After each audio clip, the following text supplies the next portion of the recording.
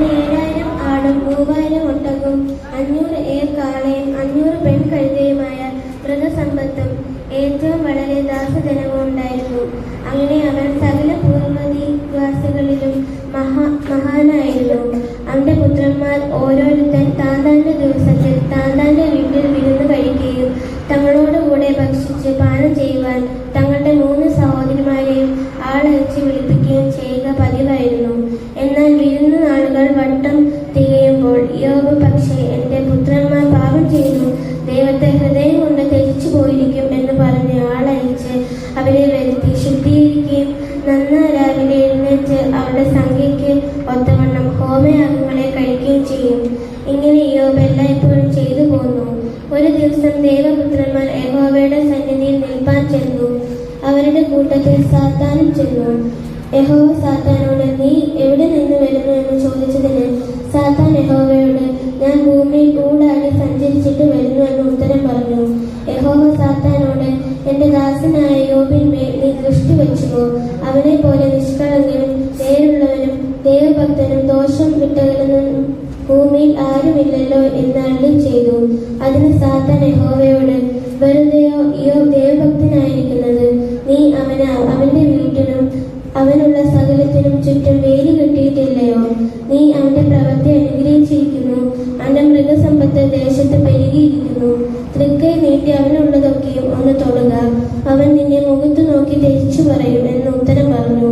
ദൈവം സാത്താനോട്, ഇതാ അവനുള്ളതൊക്കെ നിന്റെ കയ്യിലിരിക്കുന്നു, അവന്റെ മേൽ മാത്രം കയ്യേറ്റം ചെയ്യരുത് എന്ന് കൽപ്പിച്ചു. അങ്ങനെ സാത്താൻ യഹോവയുടെ സന്നിധി വിട്ട് പുറപ്പെട്ടു പോയി. ഒരു ദിവസം യോബിന്റെ പുത്രന്മാരും പുത്രിമാരും മൂത്ത ജ്യേഷ്ഠന്റെ വീട്ടിൽ തിന്നുകയും വീഞ്ഞു കുടിക്കുകയും ചെയ്തുകൊണ്ടിരിക്കുമ്പോൾ ഒരു ദൂതൻ അവന്റെ അടുക്കൽ വന്നു. കാളകളെ പൂട്ടുകയും പെൺകഴുതുകൾ അരികെ മേഞ്ഞുകൊണ്ടിരിക്കുകയുമായിരുന്നു. പെട്ടെന്ന് ശെബായൻ വന്ന് അവയെ പിടിച്ചു കൊണ്ടുപോവുകയും വേലക്കാരെ വാളിന്റെ വായ്ത്തലയാൽ വെട്ടിക്കൊല്ലുകയും ചെയ്തു. വിവരം നിന്നെ അറിയിപ്പാൻ ഞാൻ ഒരുത്തൻ മാത്രം വഴുതി പോന്നു എന്ന് പറഞ്ഞു. അവൻ സംസാരിച്ചുകൊണ്ടിരിക്കുമ്പോൾ തന്നെ വേറൊരുത്തൻ വന്നു. ദൈവത്തിന്റെ തീ ആകാശത്ത് നിന്ന് വീണ് കത്തി. ആടുകളും വേലക്കാരും അതിന് ഇരയായിപ്പോയി. വിവരം നിന്നെ അറിയിപ്പാൻ ഞാൻ ഒരുത്തൻ മാത്രം വഴുതി പോന്നു എന്ന് പറഞ്ഞു. അവൻ സംസാരിച്ചുകൊണ്ടിരിക്കുമ്പോൾ തന്നെ മറ്റൊരുത്തൻ വന്നു. പെട്ടെന്ന് കൽദയർ 3 കൂട്ടമായി വന്ന് ഒട്ടകങ്ങളെ പിടിച്ചു കൊണ്ടുപോവുകയും വേലക്കാരെ വാളിന്റെ വായ്ത്തലയാൽ വെട്ടിക്കൊല്ലുകയും ചെയ്തു. വിവരം നിന്നെ അറിയിപ്പാൻ ഞാൻ ഒരുത്തൻ മാത്രം വഴുതി പോന്നു എന്ന് പറഞ്ഞു. അവൻ സംസാരിച്ചുകൊണ്ടിരിക്കുമ്പോൾ മറ്റൊരുത്തൻ വന്ന്, നിന്റെ പുത്രന്മാരും പുത്രിമാരും മൂത്ത ജ്യേഷ്ഠന്റെ വീട്ടിൽ തിന്നുകയും വീഞ്ഞു കുടിക്കുകയും ചെയ്തുകൊണ്ടിരിക്കുന്നു. പെട്ടെന്ന് മരുഭൂമിയിൽ നിന്നൊരു കൊടുങ്കാറ്റ് വന്ന് വീടിന്റെ 4 മൂലയ്ക്കും അടിച്ചു. അത് യവനക്കാരുടെ മേൽ വീണു. അവർ മരിച്ചുപോയി. വിവരം നിന്നെ അറിയിപ്പാൻ ഞാൻ ഒരുത്തൻ മാത്രം വഴുതി പോന്നു എന്ന് പറഞ്ഞു. അപ്പോൾ യോബ് എഴുന്നേറ്റ് വസ്ത്രം കീറി തല ചിരച്ച് സാഷ്ടാംഗം വീണ് നമസ്കരിച്ചു. നഗ്നനായി ഞാൻ എൻ്റെ അമ്മയുടെ ഗർഭത്തിൽ നിന്ന് പുറപ്പെട്ടു വന്നു. നഗ്നനായി തന്നെ മടങ്ങിപ്പോകും. യഹോവ തന്നു, യഹോവ എടുത്തു. യഹോവയുടെ നാമം വാഴ്ത്തപ്പെടുമാറാകട്ടെ എന്ന് പറഞ്ഞു. ഇതിലൊന്നിലും യോബ് പാപം ചെയ്യുകയോ ദൈവത്തിന് ദോഷത്വം ആരോപിക്കുകയോ ചെയ്യുന്നു. നല്ലൊരു കാര്യം കൊടുത്ത് നല്ല സൗണ്ടിൽ നമുക്ക് ദൈവം തന്നിരിക്കുന്ന നമ്മുടെ ശബ്ദം മുഴുവൻ നമുക്ക് ദൈവത്തിന് വേണ്ടി ഉപയോഗിക്കാം. ജയ് ജയ്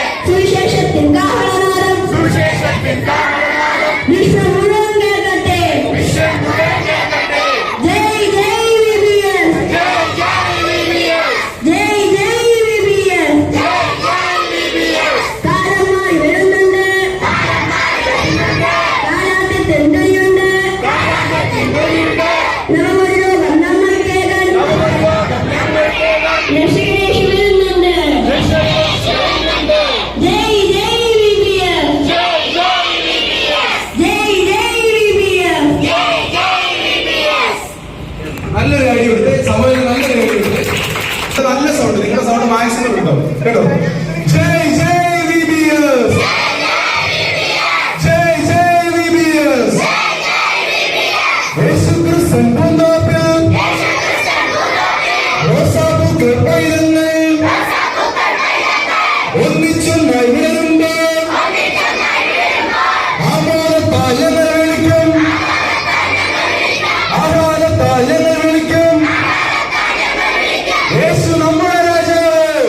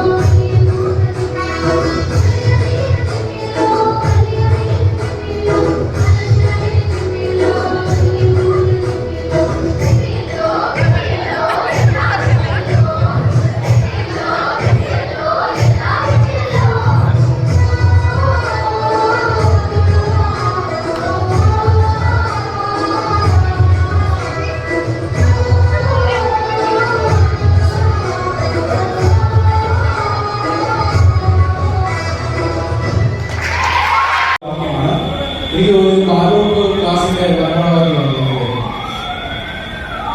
ഇന്നത്തെ മരണവാക്യമാണ്. സദൃശ്യവാക്യങ്ങൾ അതിന്റെ 3-ാം അധ്യായം 5-ാം വാക്യം എന്താണ്? പൂർണ്ണ ഹൃദയത്തോടെ യഹോവയിൽ ആശ്രയിക്കാം, സ്വന്തം വിവേകത്തിൽ ഊന്നരുത്. എങ്ങനെയാണ്? പൂർണ്ണ ഹൃദയത്തോടെ യഹോവയിൽ ആശ്രയിക്കാം, സ്വന്തം വിവേകത്തിൽ ഊന്നരുത്. നിങ്ങൾ എഴുതിയെടുത്തു. 1-ാമത്തെ സത്യത്തിന്റെ അടിയിലായിട്ട് ഇന്നത്തെ സത്യത്തിന്റെ അടിയിലായിട്ട് എഴുതിയെടുത്തു. ഭാഗ്യവാൻ അവൻ കൊള്ളാവുന്നവനായി തെളിഞ്ഞ ശേഷം കർത്താവ് തന്നെ സ്നേഹിക്കുന്നവർക്ക് വാഗ്ദത്തം ചെയ്ത ജീവകിരീടം പ്രാപിക്കും. പരീക്ഷ സഹിക്കുന്ന മനുഷ്യൻ ഭാഗ്യവാൻ അവൻ കൊള്ളാവുന്നവനായി തെളിഞ്ഞ ശേഷം കർത്താവ് തന്നെ സ്നേഹിക്കുന്നവർക്ക് വാഗ്ദത്തം ചെയ്ത ജീവകിരീടം പ്രാപിക്കും. നമ്മുടെ ഡിവോഷൻ അവസാനിച്ചു. നമുക്ക് പ്രാർത്ഥിക്കാം. സിമ്പിൾ ആയിട്ടുള്ള ഗെയിമാണ്. അപ്പൊ പോയിന്റ്സ് എഴുതാൻ രണ്ടുപേര് ടീച്ചേഴ്സ് അവിടെ ഉണ്ടാവണം. ടീച്ചറെ അവിടെ പോയിന്റ്സ് എഴുതണം. അവിടെ പോയിന്റ്സ് എഴുതണം. ഈ ഗ്രൂപ്പിന്റെ പോയിന്റ്സ് എഴുതണം. ഓക്കെ. അപ്പം ഗെയിം ഇങ്ങനെയാണ്. ഞാൻ ഇന്നലെ ചോദിച്ച പോലെ ചില ചോദ്യങ്ങൾ ഓരോ ഗ്രൂപ്പിനോട് ചോദിക്കും. അപ്പൊ നിങ്ങൾ എഴുന്നേറ്റ് നിന്ന് തന്നെ അതിന് ഉത്തരം പറയണം. ഉത്തരം പറയുന്ന ആൾ തന്നെ വന്ന് മുമ്പിലേക്ക് വന്ന് ഇവിടെ 12 ഫ്ലാഷ് കാർഡ്സ് ഉണ്ട്. ഒരു ബൈബിളിന്റെ ലോഗോയിലാണ്. അപ്പം ഇതിലേതെങ്കിലും നിങ്ങൾ ഓർമ്മ സെലക്ട് ചെയ്യണം. അതിന്റെ പുറകിലൊരു ബൈബിൾ വേദഭാഗമുണ്ട്. 30 സെക്കൻഡിനുള്ളിൽ ആ ടീം ആ വേദഭാഗം എടുത്ത് വായിച്ച് അതിലൊരു സംഖ്യ ഉണ്ട്. ആ സംഖ്യയാണ് നിങ്ങളുടെ ടീമിന്റെ മാർഗം എന്ന് പറയുന്നത്. ചിലപ്പോൾ അത് 5 ആയിരിക്കാം, 50,000 ആയിരിക്കാം, 100 ആയിരിക്കാം, 5 ആയിരിക്കാം, 50 ആയിരിക്കാം, എന്തോ ആയിരിക്കാം. ഇപ്പൊ ഒരു നൂലിമേ കളിയാണ്, റിസ്ക് ആണ്. അപ്പൊ ഭാഗ്യപരീക്ഷണം കൂടിയാണ്. ഗെയിം മനസ്സിലായതുകൊണ്ടെങ്കിൽ സെലക്ട് ചെയ്യാം. നിയമങ്ങൾ മനസ്സിലായാലും എന്തുവാണ്? ചോദ്യം ചോദിക്കുന്നു, എഴുന്നേറ്റ് എന്ന് പറയുന്നു, ആൾ മുമ്പിലേക്ക് വരുന്നു, ഒരു കാർഡ് എടുക്കുന്നു, അതിന്റെ പുറകിൽ ഒരു വേദഭാഗമുണ്ട്. അത് ഒന്നെങ്കിൽ വായിക്കാൻ പറ്റുമെങ്കിൽ അവർ തന്നെ വായിക്കുന്നു, ഞാൻ പറഞ്ഞു തരുന്നു. കുഞ്ഞുങ്ങളാണെങ്കിൽ ഞാൻ ആ വേദഭാഗം പറയുന്നു. 30 സെക്കൻഡിനുള്ളിൽ എടുത്ത് എണ്ണീറ്റ് വായിക്കുന്നു. അതിൽ പറയുന്ന സംഖ്യ ആയിരിക്കും നിങ്ങളുടെ പോയിന്റ് എന്ന് പറയുന്നത്. അപ്പൊ ഗ്രൂപ്പ് ഗേൾസ് റെഡിയാണോ? ഓക്കെ. ഒന്നാമത്തെ ചോദ്യം എന്ന് പറയുന്നത് നമ്മുടെ ഇന്ന് പഠിച്ച ഡിവോഷന്റെ വാക്യത്തിന്റെ വേദഭാഗം. വാക്യം പറയാൻ പറയുന്നില്ല, കാരണം അത് ഇപ്പൊ പഠിച്ചതേ ഉള്ളൂ, പഠിക്കാൻ ബുദ്ധിമുട്ടായിരിക്കും. പക്ഷെ വേദഭാഗം ഓർത്ത് ഞാൻ പ്രത്യേകം പറഞ്ഞാണ് നിങ്ങളോട് ആദ്യം വീട്ടിൽ പോയി വായിക്കണം.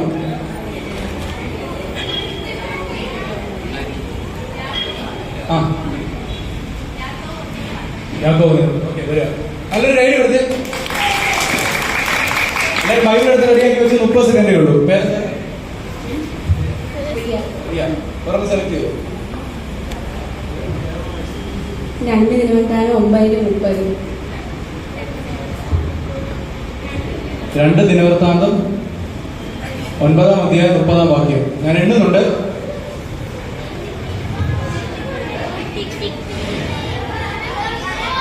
വാക്യം.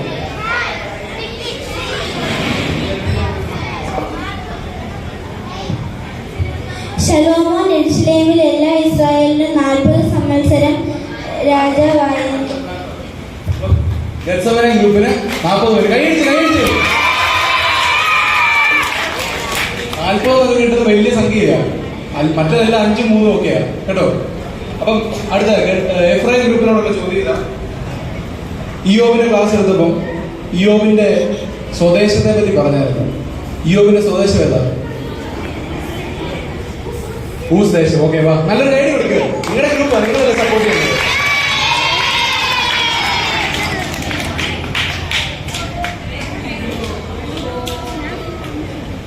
രണ്ട് രാജാക്കന്മാർ 3:26. 2 രാജാക്കന്മാർ 3-ാം അധ്യായം 26-ാം വാക്യം. എണ്ണുന്നുണ്ട്.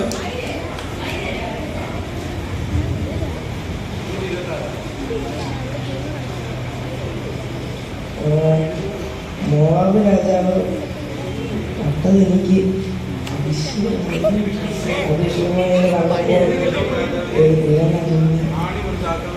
700 ആയുധപാണികളെ അയച്ചു. 700 പോയിന്റ്.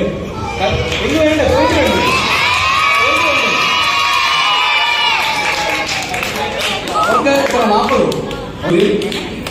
നമ്മൾ ഇയ്യോബിന്റെ കുടുംബത്തെ പറ്റി നമ്മൾ പറഞ്ഞു. അപ്പൊ ഇയ്യോബിന് പരീക്ഷ ഉണ്ടായ ശേഷം എത്ര പുത്രന്മാര് എത്ര പുത്രിമാരുണ്ടായിരുന്നു? പരീക്ഷയ്ക്ക് മുമ്പ് ഉണ്ടായിരുന്നു, പരീക്ഷ കഴിഞ്ഞും ഉണ്ടായിരുന്നു.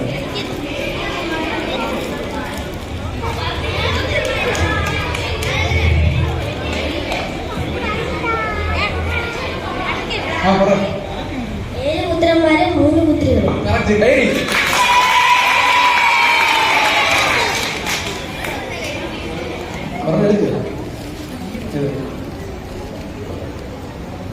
ലൂക്കോസ് എഴുതിയ സുവിശേഷം 13-ാം അധ്യായം 14-ാം വാക്യം. ലൂക്കോസ് 13:14.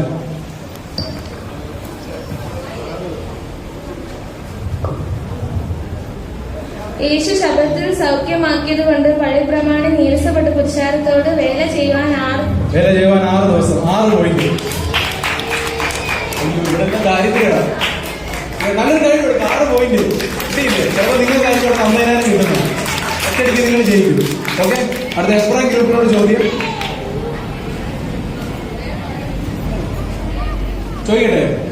നമ്മൾ ഇന്നൊരു കൗമാരക്കാരനെ പറ്റി പഠിച്ചു അല്ലേ? ആ ഒരു വ്യക്തിക്ക് ആക്സിഡന്റ് ഉണ്ടായി. അപ്പൊ എത്രാം വയസ്സിലാണ് ആ വ്യക്തിക്ക് ആക്സിഡന്റ് ഉണ്ടായത്? 17.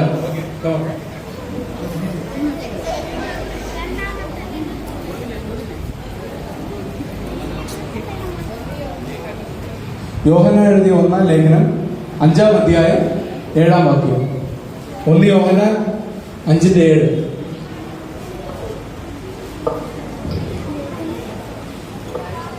യോഹന്നാൻ 5:7.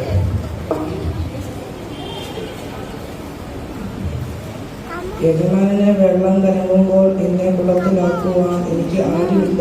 അല്ല, യോഹന്നാൻ എഴുതിയ സുവിശേഷമല്ല. 1 യോഹന്നാൻ എഴുതിയ ലേഖനം.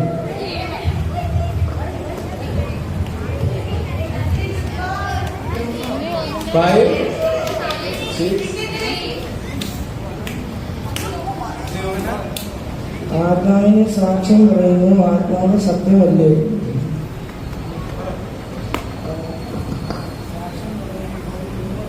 ഉണ്ട്. അപ്പൊ 3 പോയിന്റ്. കൈയടിച്ച് എനിക്ക് പോയിന്റ് വേണ്ടേ? ഇന്നലത്തെ ഗെയിമിൽ എത്ര ഇല്ല. ഇന്നലത്തെ ഗെയിമിൽ മറി നമ്മള് പഠിച്ചപ്പോ ഇയ്യോബിന്റെ 4 കൂട്ടുകാരെ പറ്റി പഠിച്ചു. 4 കൂട്ടുകാരുണ്ടായിരുന്നു. ആ 4 കൂട്ടുകാർ ആരൊക്കെയായിരുന്നു?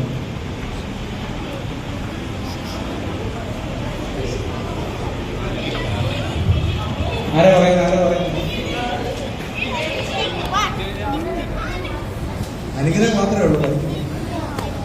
Eliphaz, Bildad, Zophar, Elihu.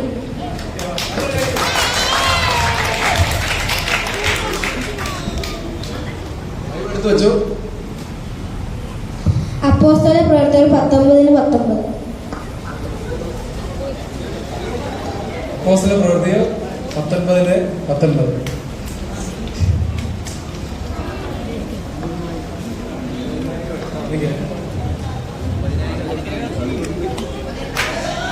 ശുക്രപ്രയോഗം ചെയ്തിരുന്ന പലരും തങ്ങളുടെ പുസ്തകങ്ങളെ 50,000 വെള്ളിക്കാശ് 50,000 പോയിന്റുകൾ അവർക്ക് ലഭിച്ചിരിക്കുന്നു. വീണ്ടും നിങ്ങൾക്ക് ജയിക്കാൻ ചാൻസ് ഉണ്ട് കേട്ടോ. നിങ്ങൾക്ക് ജയിക്കാൻ ചാൻസ് ഉണ്ട്. അത് എഫ്രൈം ഗ്രൂപ്പിനോടുള്ള ചോദ്യം. ഇയ്യോബിന്റെ പരീക്ഷയ്ക്ക് ശേഷമുണ്ടായ 3 പുത്രിമാരെ പറ്റി പറഞ്ഞു. 3 പേരുടെ പേരെന്താണ്? ഇയ്യോബിന്റെ 3 പെൺമക്കളുടെ പേര്.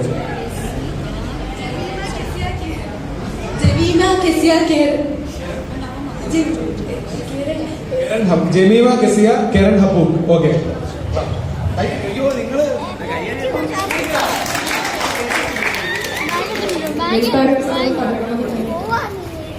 വെളിപാട് പുസ്തകം 13-ാം അധ്യായം 18-ാം വാക്യം. വെളിപാട് 13:18. ബുദ്ധിയുള്ളവൻ മൃഗത്തിന്റെ സംഖ്യ കണക്കിട്ട് അത് ഒരു മനുഷ്യന്റെ സംഖ്യ എത്ര? അതിന്റെ സംഖ്യ 666. 666 പോയിന്റ്സ് ഈ ഗ്രൂപ്പിൽ. 2 ചോദ്യങ്ങളേ ഉള്ളൂ. 2 ചോദ്യം കൂടെ, അത് കഴിഞ്ഞ് നമ്മുടെ ഗെയിം അവസാനിപ്പിക്കും. ഓക്കെ. ഗെറ്റ്സവനെ ഗ്രൂപ്പിനോടുള്ള ചോദ്യം. നിങ്ങളില് മധ്യവകുപ്പിൽ പഠിക്കുന്ന ആരാണുള്ളത്? മധ്യവകുപ്പിൽ പഠിക്കുന്ന ആ വാക്യം, ഇന്ന് പഠിച്ച മനപ്പാട വാക്യം പറയാം. മനുഷ്യർ കണ്ണിനെ കാണുന്നത് നോക്കുന്നു, യഹോവയെ ഹൃദയത്തെ നോക്കുന്നു എന്ന് അരുളി ചെയ്യുന്നു.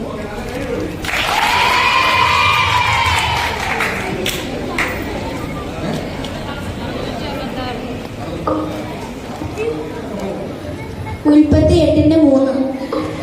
ഉൽപ്പത്തി പുസ്തകം 8-ാം അധ്യായം 3-ാം വാക്യം.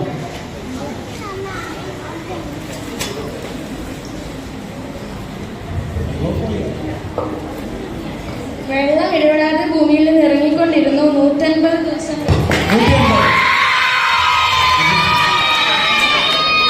ഇന്ന് മൊത്തം ലോട്ടറി അടിച്ച അവർക്കാ. ഇന്നലെ ഇവർക്കാ ലോട്ടറി അടിച്ചത്. അപ്പൊ ഈ സൈഡിന്റെ സൈഡ് മാറ്റി ഇവിടെയുള്ളവരെ ഇവിടാക്കാം, അവരുള്ളവരെ ഇവിടാക്കാം. ഓക്കെ. അവസാനത്തെ ചോദ്യം നിങ്ങളോടാണ്. ഇന്നലത്തെ നമ്മുടെ ഡിവോഷന്റെ വിശ്വാസത്തിൽ ഉറച്ചു നിൽക്കുക എന്നുള്ള മനപ്പാഠവാക്യം ഞാൻ ഇന്നാ പഠിപ്പിച്ചത് അല്ലേ? ആർക്കെങ്കിലും മനപ്പാഠവാക്യം പറയാമോ? പറയാമോ? അയ്യോ, ഇപ്പൊ പഠിപ്പിച്ചില്ലേ? പൂർണ്ണ ഹൃദയത്തിൽ യഹോവയിൽ ആശ്രയിക്കാൻ, സ്വന്തം വേഗത്തിൽ ഊന്നരുത്. സദൃശ്യവാക്യങ്ങൾ 3-ന്റെ.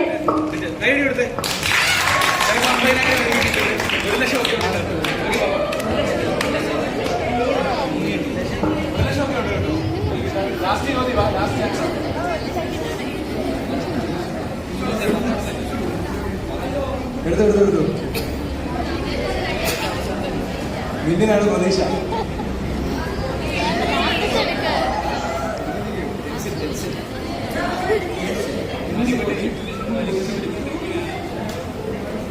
ഉൽപ്പത്തി 1:23. ഉൽപ്പത്തി പുസ്തകം 1-ാം അധ്യായം 31:23.